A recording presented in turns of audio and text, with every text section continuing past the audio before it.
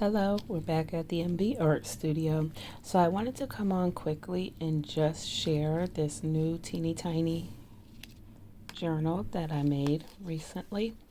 And also to encourage others that if they want to get started with making handmade books, that they start today. And if they're unsure where to start small. So I'll just take you through how I made this quickly. So I made this out of a tiny piece of wrapping paper that I have from Christmas, a little piece of trim that I was going to throw away, pom-pom trim, teeny tiny piece of scrapbook paper that I've used on other projects. It's on the inside cover in the first page that can be covered over with gesso and used as a background to paint. Each page has some type of fiber trim. Here's a piece of the trim from the actual pom-pom trim, and I cut off the pom-poms for that page. Some of my marble dyed paper, a piece of paper that had lines on one side and was blank on the other, so this could be used for a short quote and a small doodle. Piece of a picture out of the Madeline book that I've used on other projects.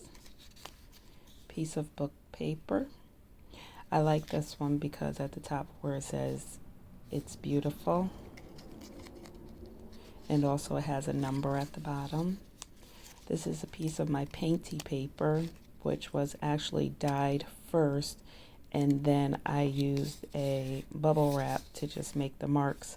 The bubble wrap had heart shapes. I don't know if you could really get a good look at them.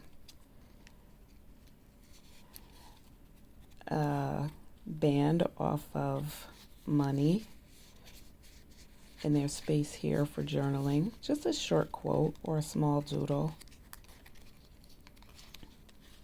And the last page is a little square out of one of my old teacher plan books, and again there's enough lines here and space that you could write a short quote or a note to yourself or a note to someone else. So sometimes people ask me, what do I do with these tiny journals? And the question is, I do many things. I give them away. Sometimes I tuck them in pockets.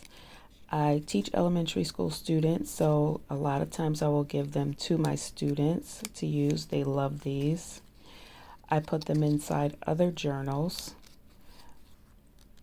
When my daughter's interested, and she doesn't think it's too small, I give them to her. But most of the time, I actually keep them and use them myself, and I just play with them. I just kind of take them out and look at them all the time. Sometimes see what I can add. Oh, there's the corners there. And these are very easy to make. They're fiddly because they're small, but they are very easy to make. All of these pages are just scraps that were on my desk, and I took a piece of wrapping paper from Christmas. This is another piece that I'll probably make a journal out of, even though I keep saying I'm not making any more small ones. And I just gather up whatever scraps are there before I leave the desk, and I make one of these. This one is also a no-sew, I should mention.